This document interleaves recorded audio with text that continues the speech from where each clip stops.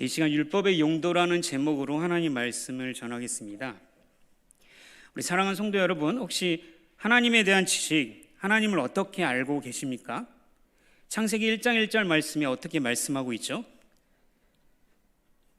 네, 다 저를 바라보시는 거 다 아는 건데 왜 또 물어보냐? 가장 중요한 말씀인데 왜 물어보냐 표정이신데, 거기서 말하는 하나님에 관한 지식은 어떤 것인가요?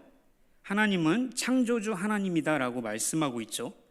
이것을 믿으십니까? 네. 그렇다면 자연스럽게 하나님에 대한 지식은 창조주 하나님에 대해서 말하고 있기 때문에, 그러면 자연스럽게 그 하나님께서 우리를 만드셨다라는 것을 믿으십니까? 네, 감사합니다.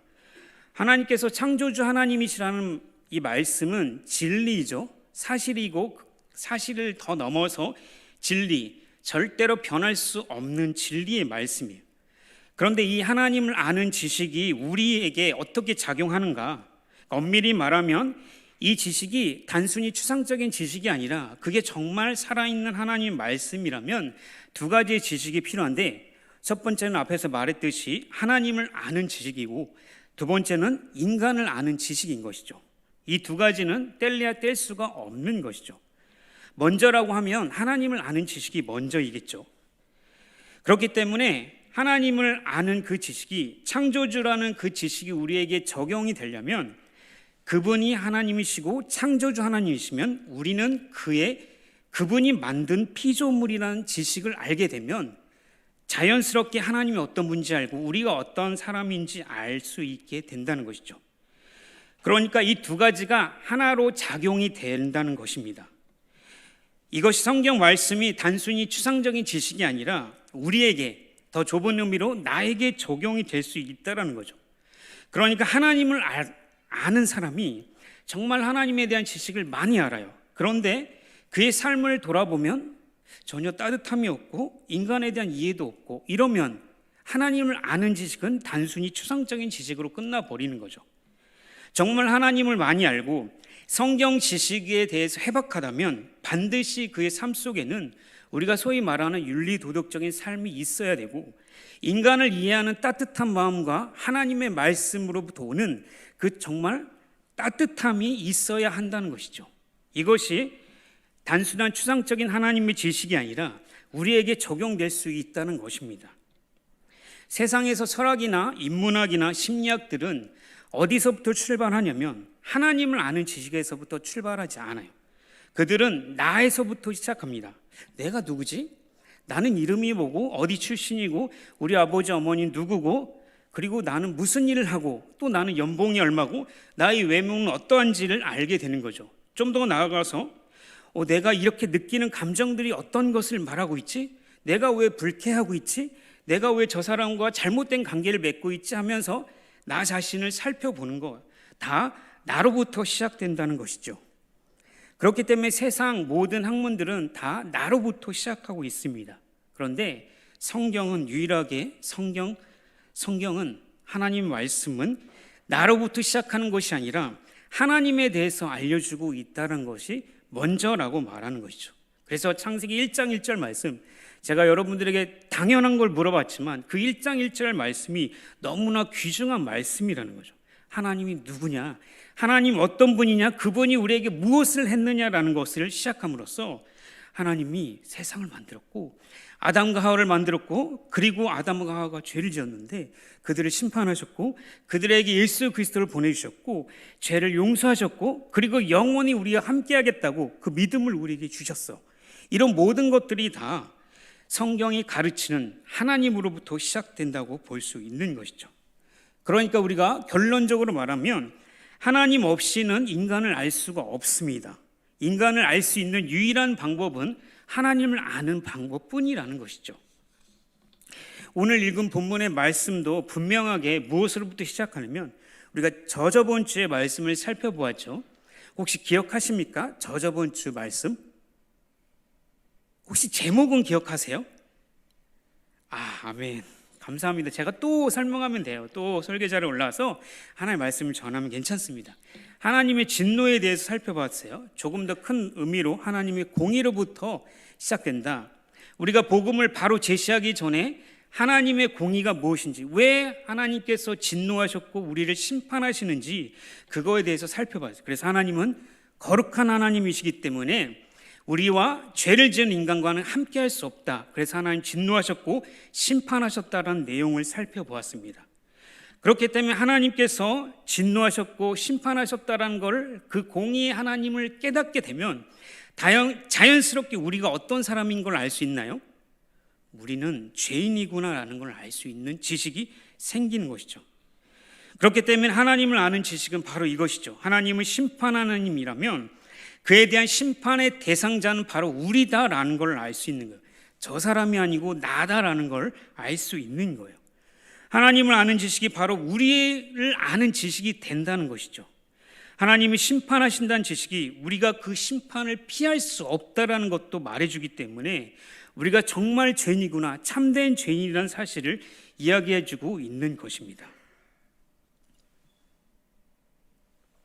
로마서 1장 마지막 절까지 그 내용을 계속해서 살펴보았고, 그래서 인간이 처한 상태가 죄인들의 죄를 지을 수밖에 없는 그런 존재였는데 우리의 상태가 이렇다라는 것으로 결론을 맺었죠.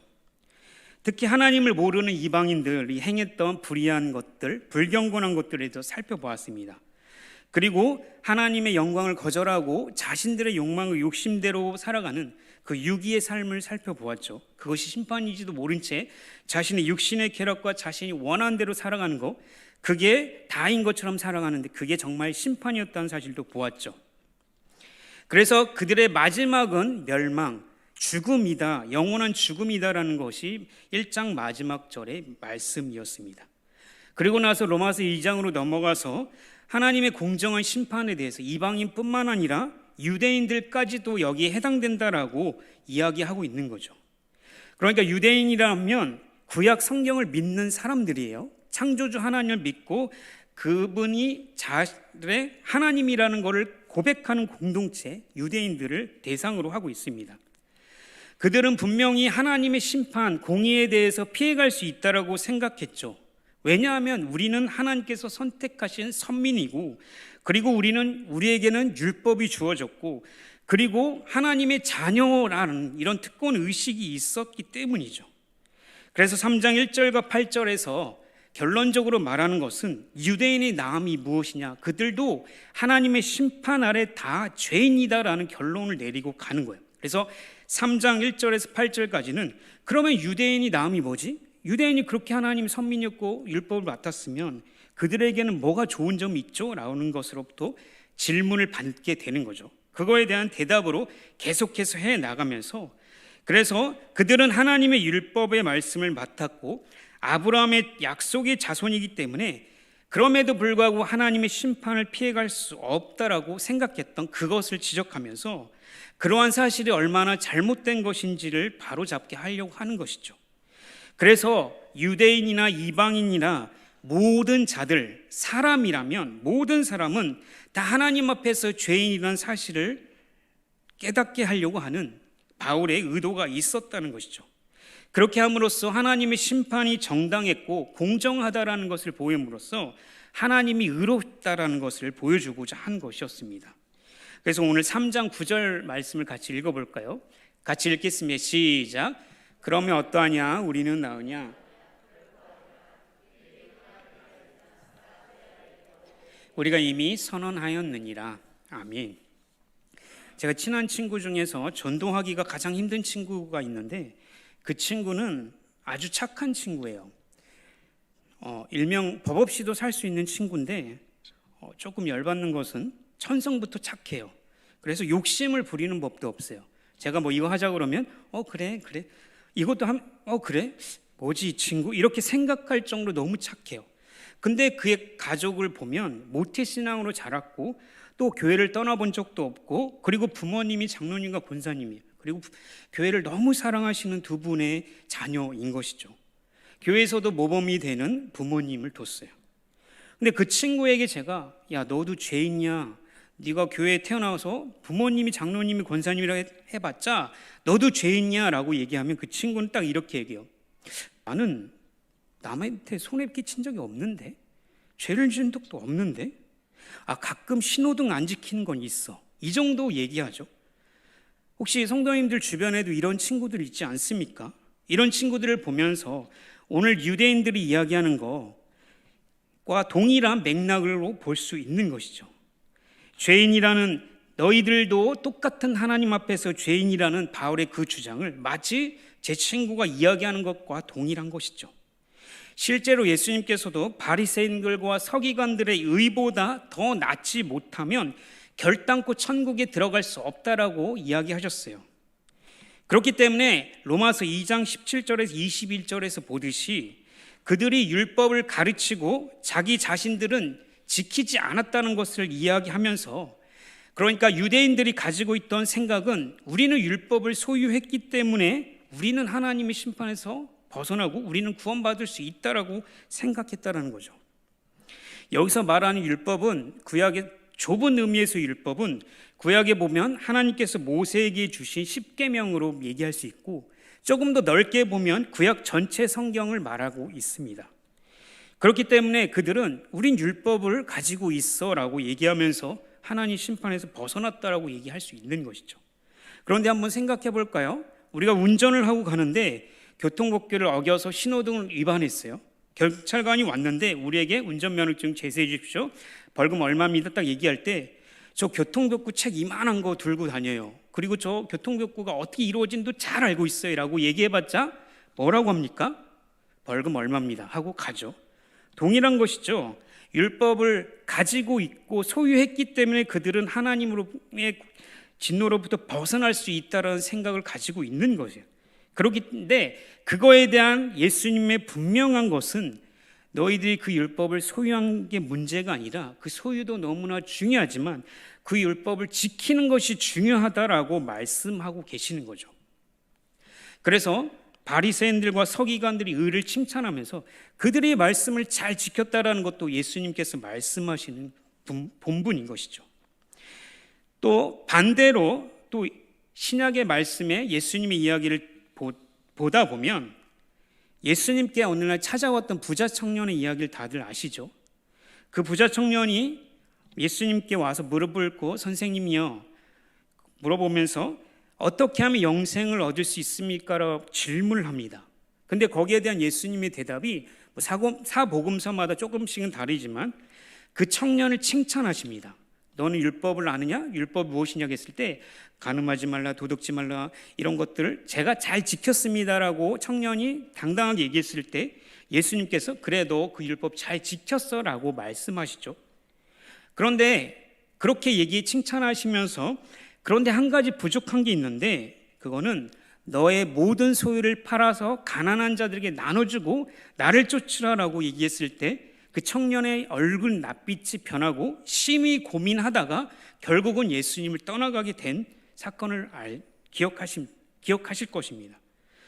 왜냐하면 그가 사랑한 것은 재물이 더 하나님보다 사랑했던 것이기 때문에 그것을 버릴 수가 없는 것이죠. 그 말은, 나는 율법을 아주 잘 지켰습니다. 사람들이 다 존경할 만큼 나는 잘 지켰어요.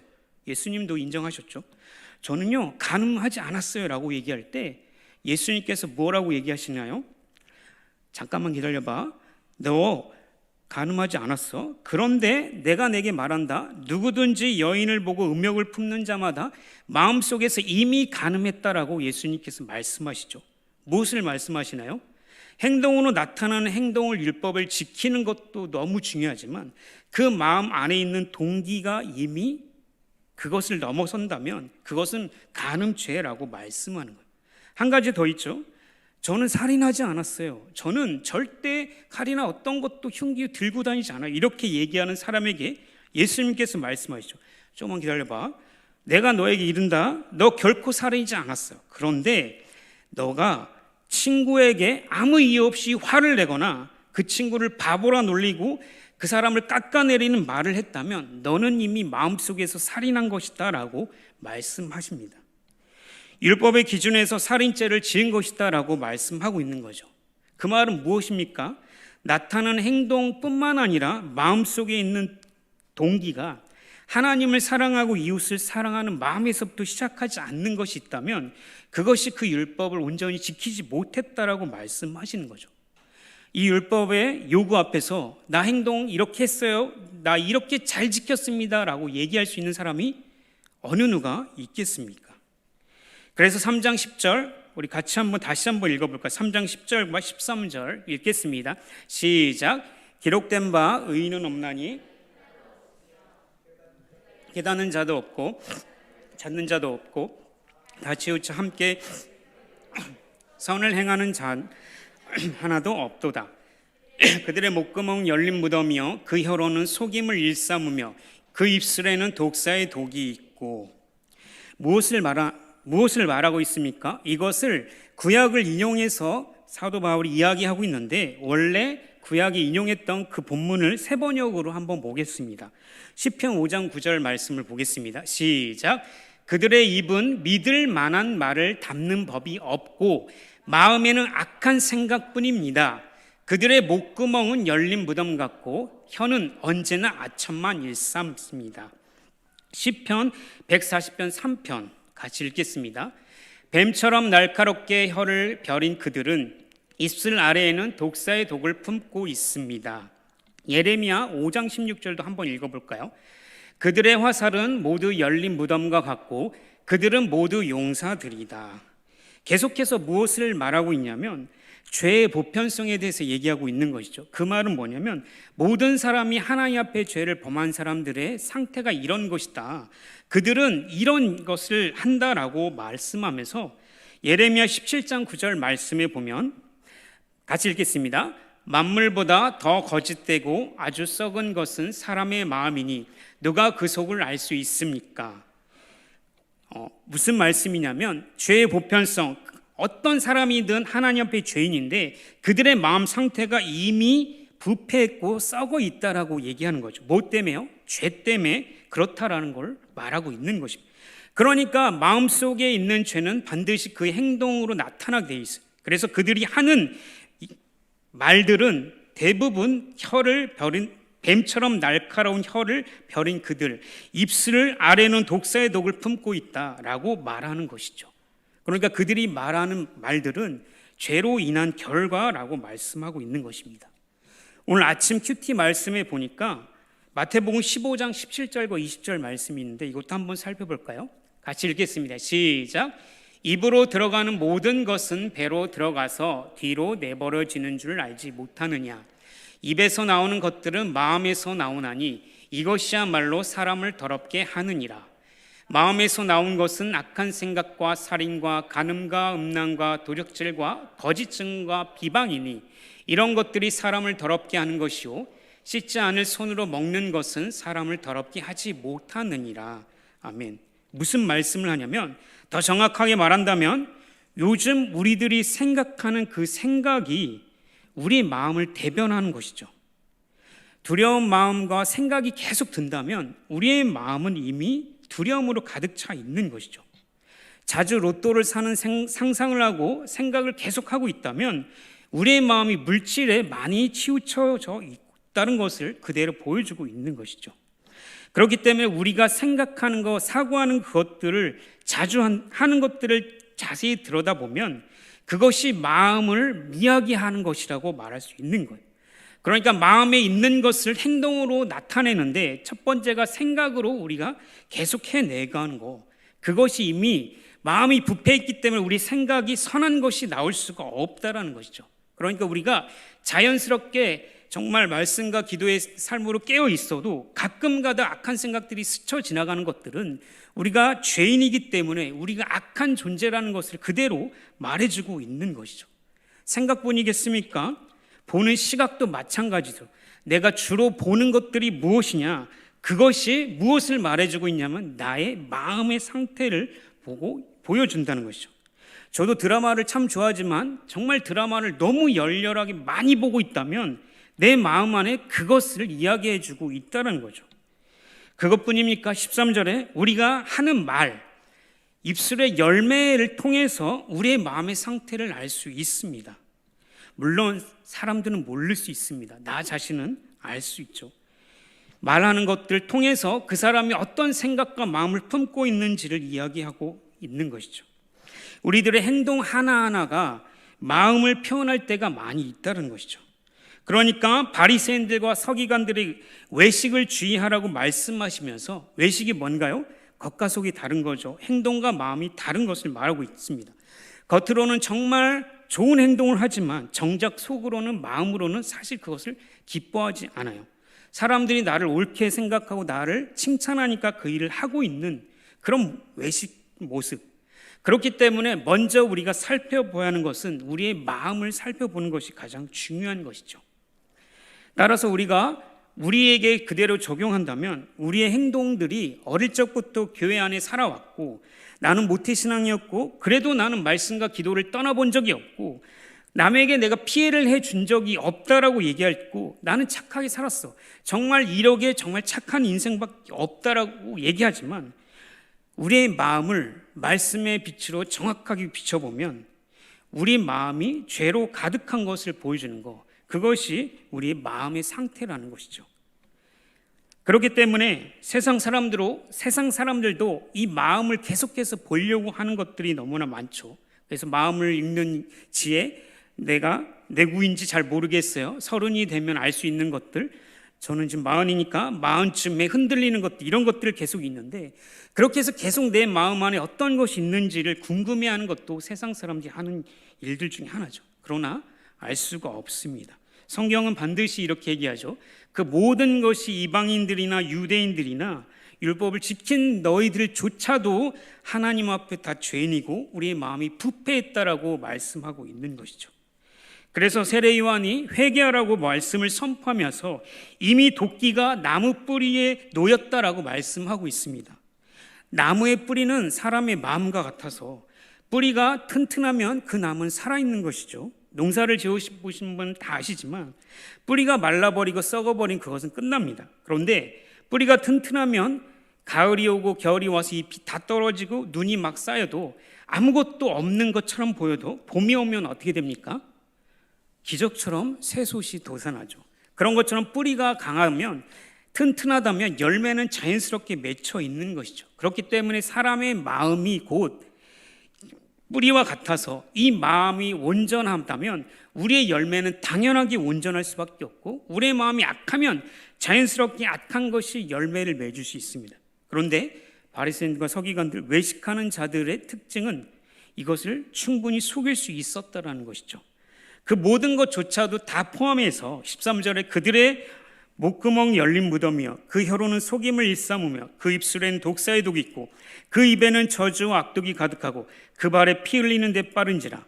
16절 파멸과 고생이 그 길에 있어. 17절 평강의 길을 알지 못하였고 18절 그들의 눈앞에 하나님을 두려움이 없느니라 함과 같으니라 라고 모든 죄인된 인간들의 보편적 특징을 이야기하고 있는 것이죠. 거기에는 유대인이 뿐만 아니라 이방인조차 다 포함된다고 말씀하고 있는 것입니다.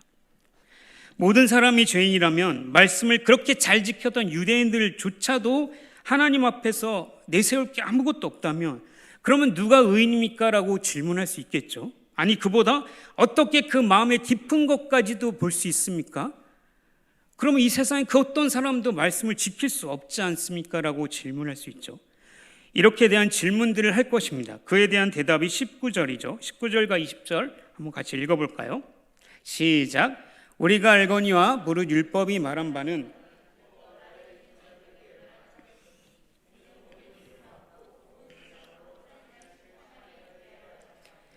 그러므로 율법의 행위로 그의 앞에 의롭다 하심을 얻을 육체가 없나니 율법으로는 죄를 깨달음이니라. 여기가 중요하죠. 우리가 알거니와 무릇 율법이 말하는 바는 율법 아래에 있는 자들에게 말하는 것이니 이는 모든 입을 막고 온 세상으로 하나님의 심판 아래 있게 하려 함이니라. 인간을 이해하는 지식은 하나님을 아는 지식으로부터 시작한다고 했습니다. 그러니까 하나님께서 진노하시고 그분의 심판이 우리 가운데 있다. 그런 것을 통해서 인간을 이해하는 지식이 생기는데 곧 그것이 우리가 처해진 상태고 이것이 우리의 상태다. 그 어떤 상태, 그 마음의 그 상태, 그 비참함을 깨닫는 것, 그것이 절대로 아무도 누구도 그 무엇도 어떤 피조물도 우리를 존재에 대해서 대신할 수 없고 하나님 앞에 의로울 사람이 하나도 없다라는 것을 말씀해 주고 있는 것이죠. 이방인은 물론이요, 그들의 죄악을 낱낱이 알가면서 그들의 죄들도 보고 또한 유대인조차도 하나님 앞에서 하나님의 진노 아래에 있다는 사실을 보여주고 있는 것입니다. 그렇기 때문에 이 지식을 통해서 깨닫는 것이 더 있다면 바로 율법을 통해서 우리가 할 수 있는 것들이 있다라는 거죠. 그것이 무엇이냐면 율법이 우리에게 더해짐으로써 우리가 죄가 무엇인지를 깨닫게 된다는 거예요. 율법 아래 있는 자들은 율법의 행위로 심판을 받는다 얘기하죠. 그러니까 우리가 좁은 의미로서, 가장 좁은 의미로서 율법은 십계명을 얘기했어요. 그리고 좀 더 넓은 의미로 구약 성경을 이야기했고, 더 넓은 의미로 봤을 때 성경 전체의 말씀이라고 볼 수 있습니다. 그렇기 때문에 율법을 통해서, 하나님의 말씀을 통해서 우리가 어떠한 사람인지를 더 깨닫게 하고, 그리고 하나님 앞에 죄인이라는 것을 더 깨닫게 해서 내가 하나님 앞에 의인이 아니요 죄인이라는 사실을 더 깊게 알게 하는 거, 그게 율법이 우리에게 하는 역할이라는 것이죠. 그래서 더 시간이 가면 갈수록 하나님, 내가 하나님 앞에 내세울 게 아무것도 없네요. 예전에는 열정 있고 하나님, 예수님 믿고 예수님 나를 죄를 대신해서 죽으시고 다시 사셨다, 그 사실을 믿으니까 너무 기뻐서 주여 찬양 부르면서 남들보다 더 크게 부르고 주님 저를 보내주세요, 어디든지 가겠습니다 그렇게 찬양했는데 10년이 지나고 세월이 지나고 나니까 주여 나를 보내지 말고 죄를 보내세요 이렇게 고백하고 있는 모습, 그게 우리의 모습이라는 거죠. 그 사실을 어떻게 깨닫습니까? 율법, 하나님 말씀을 통해서 내가 더욱더 죄인이라는 사실을 더 깨달아가게 하는 거, 그것이 율법이 우리에게 주는 역할이라는 거죠. 물론 구원 받을 때 역할도 있지만 우리가 계속해서 하나님 앞에서 매일매일 십자가를 지고 나갈 때마다 우리 안에 있는 죄 때문에 늘 괴롭고 힘들고 그 말씀이 버겁게 느껴지고 하나님의 말씀이 때로는 피하고 싶은 그런 순간까지도 율법이, 말씀이 우리에게 하고 있는 역할들이라는 것이죠. 모세를 통해 율법을 준 이유, 목적 중에 하나가 죄에 대한 지식을 더하기 위함인 것이죠. 그렇기 때문에 하나님이 이런 분이야라고 말씀하시면서 하나님은 나 외에 다른 신을 섬기는 것을 너무 싫어해라고 말씀하시면서 인간은 그에 대한 지식을 얻어서 그러면 사람은 다른 신은 없구나, 그 신들에게 전하는 거, 하나님이 싫어하시는 것을 깨달으면 자연스럽게 하나님이 기뻐하시는 일들을 하고 안식일을 거룩하게 지켜서 하나님을 기쁘게 해드려야겠다는 지식을 얻게 되는 거죠. 그렇게 해 나가는 것이죠. 그렇게 율법을 주셨는데 그 율법을 지키면 나갈 때마다 내 마음이 부패하고 하나님 앞에 아무것도 드릴 것이 없어서 결국은 내가 하나님 앞에 절망밖에 없습니다, 나는 죄와 수치로 가득 찼습니다라고 고백할 수밖에 없는 것, 그것이 율법을 통해서 우리에게 주시는 역할들이라는 것이죠. 지금도 마찬가지입니다. 우리에게 율법은 계속해서 우리에게 적용이 됩니다. 더 넓은 의미의 하나님의 말씀이라고 했기 때문에 하나님의 말씀은 계속해서 우리에게 이런 역할을 하죠. 내가 정말 모태신앙이고 나는 한 번도 잘못한 게 없어라고 얘기하는 사람조차도 하나님의 말씀 앞에서 정말 엑스레이를 통해서 내 속을 다 들여다보듯이 하나님의 빛이 내 안에 마음을 비추기 시작하면 아주 작은 죄라도 하나님이 그것을 싫어하시고 그것을 때문에 진노하셨다는 걸 깨닫게 되는 것입니다. 그러니까 우리가 할 수 있는 고백들이 무엇입니까? 하나님, 나 이거 잘했죠, 나 이거 너무 잘했죠, 칭찬해 주시가 아니라 하나님, 나 왜 그러죠? 나 왜 이렇게 하나님 앞에서 잘 살 수가 없죠? 내 마음이 왜 이런 거죠? 내 마음이 하루에도 수백 번 수천 번씩 흔들리죠? 하나님 왜 그런 건가요? 라고 질문할 수밖에 없는 것이 죄로 인한 우리의 처지인 것이죠.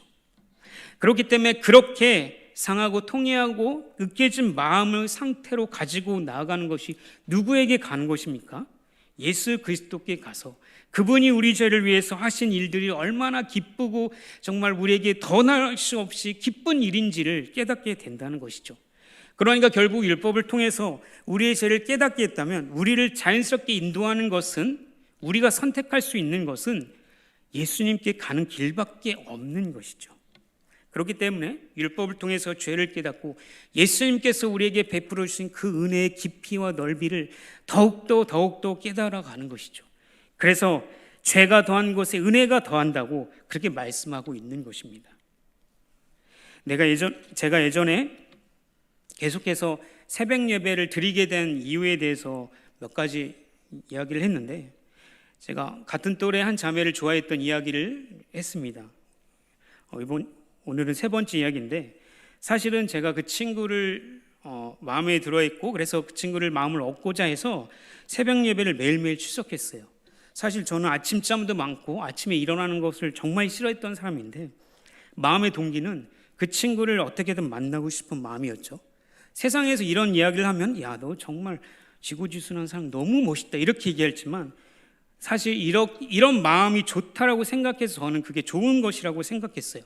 그런데 어느 날 새벽에 저희 큰 누나와 이야기를 너무 오랫동안 나누다 보니까 새벽이 거의 다 갔어요. 그래서 누나, 나 새벽 예배 가야 돼 하고 벌떡 일어나니까 누나가 너 이상하다, 너 옛날 얘가 아닌데, 이렇게 얘기하시더라고요. 그래서 새벽 예배를 가는데 어느 때와 같이 열심히 새벽 예배를 가려고 이제 걸어가는데 신호등 앞에 섰어요. 빨간불 앞에 섰는데 입에서는 콧노래가 나오죠. 그리고 너무 기쁜 거예요. 새벽 예배 가는 게 너무 기쁜 거예요. 그렇죠? 네. 그런데 어느 순간에 제 마음속에 들려지는 어떤 물음이 있었어요. 너 어디 가니? 라고 묻는 거예요. 그래서 물론 하나님 음성을 듣고 이런 거 아닙니다. 제 양심의 마음이 계속 대답을 하고 있는 거죠. 하나님, 저 새벽 예배 가요.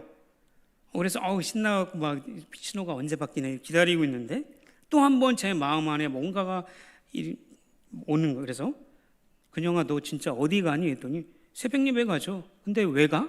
하나님께 예배 드리고 기도하려고 하는 거잖아요. 그랬더니 딱 한마디가 제 모든 것을 바꾸기 시작했어요. 너 그 자매 보러 가는 거 아니야?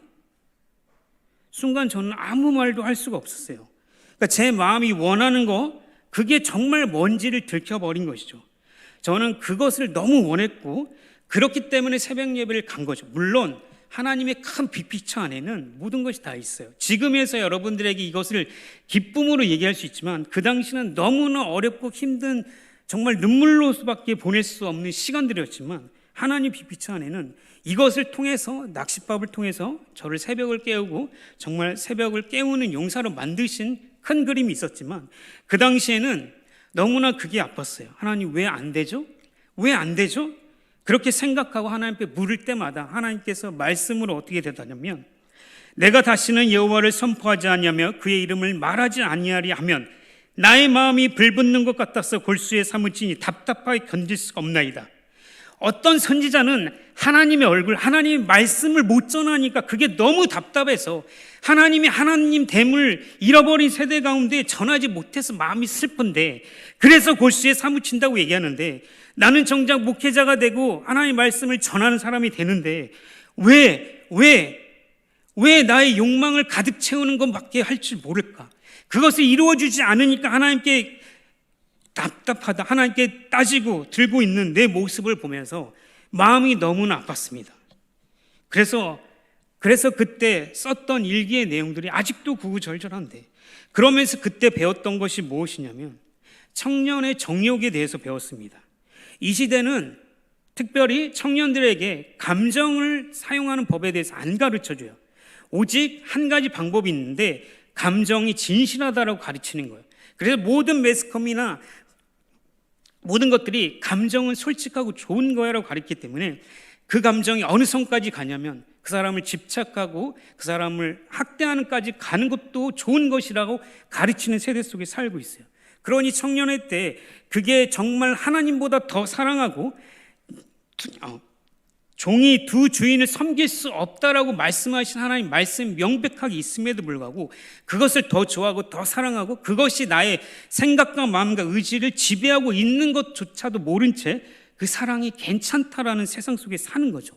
그것이 무엇입니까? 청년의 정욕이죠. 그런데 여기 계신 우리 권사님, 지사님, 장로님은 어떻습니까? 그때 타올랐던 그 감정 그대로 결혼했더니 어떻게 살고 계신가요? 네, 제가 일부러 웃기려고 하는 건 아닌데 웃음이 나잖아요. 왜 그렇습니까? 인생의 미학을 아는 거예요. 그 사랑의 거기서만 끝나는 게 아니라 그 후에 정말 하나님께서 우리 부부를 통해서 깎고 죄를 알게 하시고 더 깎는 과정이 더 크다는 걸 아시기 때문에 웃으시는 거잖아요. 마찬가지죠. 그 감정이 끝나버린 모든 것이 끝나는 것처럼 말하는 거, 그게 청년의 정욕이라는 것이죠. 그렇게 해서 청년의 정욕을 피하라는 것 하나 중에 하나가, 감정을, 하나님께서 우리를 지으신 그 감정은 하나님께 바쳐드리고 그 하나님을 찬양하는 데 쓰인다면 너무나 좋은 것이죠. 그리고 나서 형제를 사랑하고 이웃을 사랑하고 아내를 사랑하고 남편을 사랑하는 데 쓰이면 너무 건강한 거예요. 근데 하나님을 사랑하는 감정에 쓰이지 않고 그것이 온전히 밖에 있는 것들을 사랑하게 된다면 그것이 곧 우상이 되는 것입니다. 그게 청년의 정욕이 될 수 있다는 거죠. 그래서 말씀이 무엇을 가르쳐주고 있습니까? 하나님 앞에 죄가 무엇이냐, 감정의 그 소용돌이가 왜 일어나는지에 대해서 정확하게 얘기하고 있는 것, 그것은 바로 너가 하나님보다 그것을 더 사랑하기 때문이야 라고 말씀하시는 거죠. 그러면 우리는 그 말씀 앞에 무엇을 선택해야 합니까? 묻지도 말고 따지지 말고 그냥 순종하는 거? 근데 그게 잘 안 되지 않습니까? 그래서 또 따지고 하다 보면 그게 기도가 되고, 그러다 보면 어느 순간에 하나님 맞아요. 하나님의 말씀이 맞아요. 우리의 감정이 온전히 하나님을 찬양하고 하나님을 높여드리는 데 사용돼야 되는데, 이것이 다른 것에 너무나 치우쳐돼서 하나님 이게 죄라는 거 이제 알 것 같아요. 하나님 이걸 용서해 주세요까지 가게 되는 것이죠. 그러니까 정리하자면 율법이 우리에게 하나님 넓은 의미에서 하나님의 말씀이 우리의 빛 가운데 마음의 빛을 비추면 우리 안에 하나님보다 더 사랑하고 우리의 감정조차도 하나님 더 사랑하는 것들을 보게 한다는 거죠. 우리의 생각은 어떻습니까? 말씀드렸듯이 생각, 또한 우리가 말하는 것들, 이런 모든 것들, 우리의 인격적인 것 다 살펴봤을 때 정말 하나님을 사랑하는 것보다 더 다른 것에 마음이 치우쳐 있다면 그것이 죄라고 말씀하시는 거죠. 예전에 박윤선 목사님께서 살아생전에 육성으로 설교하셨던 그 설교 육성으로 녹음된 그 설교문을 잠깐 들은 적이 있는데, 그때 아직도 잊혀지지 못하는 것은 내가 죄인 중에 괴수입니다. 나는 80년 묵은 죄인입니다. 라는 말을 하셨어요. 저는 너무나 충격적이었어요.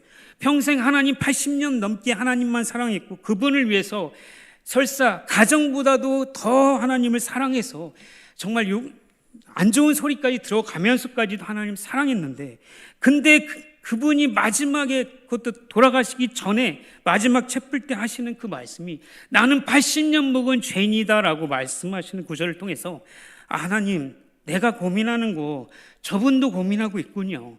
이게 정말 우리 앞에 말씀 앞에서 비춰봤을 때 아무도 의인이 하나도 없군요. 하나님, 저를 용서해 주십시오라고 고백한 기억이 있습니다. 사랑하는 성도 여러분, 성경의 말씀의 빛, 조금 더 나아가서 말씀을 부지런히 살피고 읽어야 하는 것이죠. 왜냐하면 그 성경의 빛이 우리 마음에 비춰지면 우리도 어느 순간에 알지 못한데 그거 괜찮아, 그거 좋은 거잖아 해 라고 하는 이 죄악의 속삭임들을 알 수 있습니다. 그것들이 나의 욕심이고 욕망이었다는 것을 깨닫게 되면 하나님, 이 죄를 어떻게 해야 됩니까? 한탄하고 통회하면서 그렇게 통하는 마음으로 나아갈 때 예수 그리스도의 참된 빛이 우리에게 비칠 것이죠. 그러면 다른 것을 붙잡는 것이 아니라 예수님이 이 죄 때문에 돌아가셨군요. 이것 때문에 예수님, 하나님의 아들이 돌아가셨군요. 그래서 그 예수님 붙잡고 나아가게 되는 결과가 우리에게 있게 되는 것이죠. 그렇기 때문에 사랑하는 성도 여러분, 말씀을 부지런히 읽고 살피시고, 그리고 단순한 지식만을 이뤄가는 것이 아니라 그 하나님의 지식이 나에게 임했다면 내가 어떠한 사람인지를 곰곰이 생각하시고 말씀을 통해서 나를 비췄을 때 이것이 정말 하나님이 원하지 않는 것이라면 내려놓으시고 기도하십시오. 그게 하나님의 말씀이신 것입니다.